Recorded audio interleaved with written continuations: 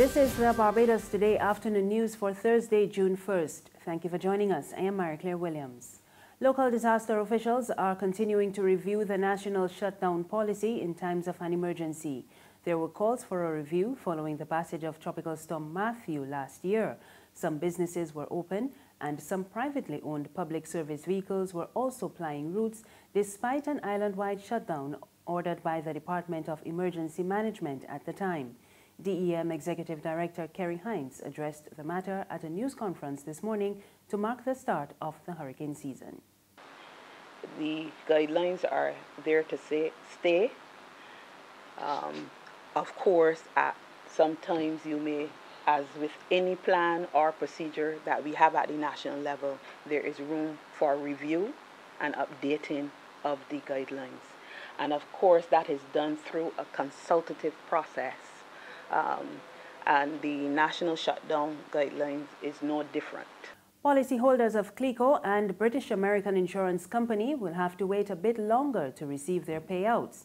A sales and purchase agreement, which would see policies being transferred to Sagicor Life, was scheduled to take effect earlier this week. However, chairperson of the Barbados Investors and Policyholders Alliance, June Fowler, says the process has been delayed because Sagicor has several concerns. They include the recent downgrade and the likelihood of a credit event in the near future. Fowler explains that the financial institution is now seeking to head back to the negotiating table with the judicial manager and the Ministry of Finance in a bid to settle the matter. Well, it's going to create and has been creating some levels of anxiety for the policyholders. And it is not something that we were expecting because from every day how things were going, we were under the assumption that this was a done deal. And now for this to come at the 12th hour really is a disappointment for the policyholders. So we continue to get updates and continue to follow up with the judicial manager to keep in touch so that we know what is happening on a weekly or two-weekly basis. There are calls for the courts to involve the church and the Men's Education Support Association as places for supervised visits between fathers and their children. The calls came from former MESA chairman and retired educator Ralph Boyce at a panel discussion last night at the St. Michael's School. We need to be out there speaking loud and letting people hear the viewpoint of people who are reasonable. The Child Care Board must set up programs that can assist men to see their own children. And the church itself can have church halls where no priest is going to stand there and let a man abuse his child.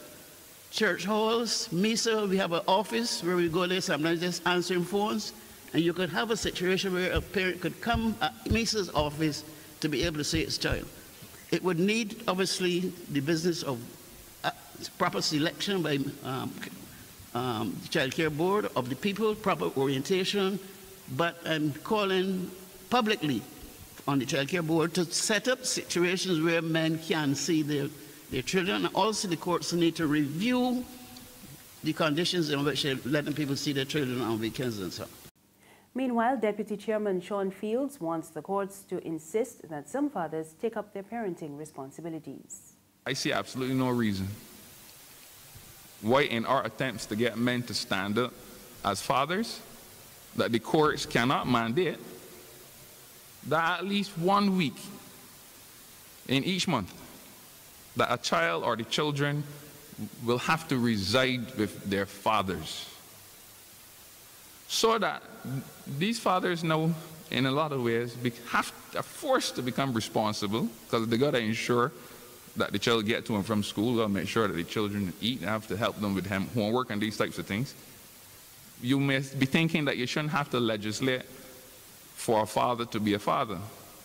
But what happens is that when you go into court, you get the sense that men, they say, look, you know what, I really ain't in for all the hustle. The mothers can take custody. It's almost as if we give them an easy way out of being a parent. And I have a very serious problem with that. If you, as a man, father the child, as far as I'm concerned, you have a responsibility to that child. There's regional and international news after this short break. Good morning, Phillips & Company, may I help? Oh, certainly. One moment, please. Miss Phillips? Yeah? There's a lady on the line from the Nation newspaper who would like to speak with you. The Nation? Will she go on? Well, they're trying to sell us some ads. Look, don't make me laugh this morning. Ads in the Nation? They're real expensive, and for 1 year, nobody ain't buying them papers no more. Nobody ain't want to steal news. I hear reading Barbados Today online for free. So I tell she thanks for calling, but no thanks. We just advertising Barbados Today, families. Tell she is Barbados Today all the way. Okay, I'll pass on the message. Ma'am, are you still there? Oh, she put it down. The Barbados Today, news you can trust. Thank you for staying with us. In news from the region, Caribbean countries are being told to prepare for heat waves this hurricane season. The advice comes from Dr. Simon Mason of the Caribbean Institute for Meteorology and Hydrology at a regional climate outlook forum, which began in St. Vincent yesterday. Mason says not a lot of emphasis has been placed on heat waves in the past, but data gathered from islands over the years show that this is a growing challenge. The hurricane season begins today, but the Caribbean Institute for Meteorology and Hydrology predicts that islands in the southern Caribbean will experience hotter days and less rain.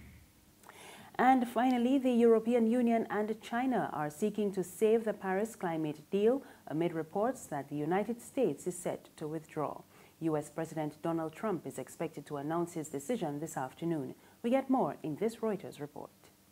As the world awaits Donald Trump's decision on the Paris Accord, an unlikely nation is emerging as the EU's new partner in fighting climate change. A joint statement declaring China's commitment alongside Europe to implement the agreement. Reuters Shanghai correspondent David Stanway explains how Trump's threat to back out has brought the two closer together. Traditionally, the EU and China have been on different sides. The EU have been pushing China to make concrete commitments towards cutting emissions.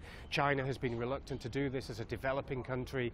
It says the bulk of the burden for reducing greenhouse gases should go to the industrialized West and to the United States. Now that the US is possibly going to withdraw from this leading role in climate talks, then that leads the way for the EU and China to dominate this area.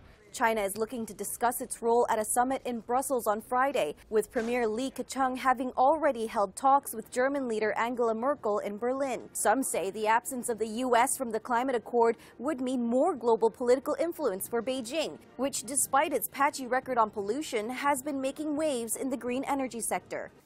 That's news this afternoon. Remember, you can get more on our website, www.barbadostoday.bb. You can also subscribe to our e-paper, email updates, and like us on Facebook. We're on Izumi Media in bus terminals and Screenplay at supermarkets and gas stations near you. You can also find us on Mix 96.9 FM. I am Mary Claire Williams. Good afternoon.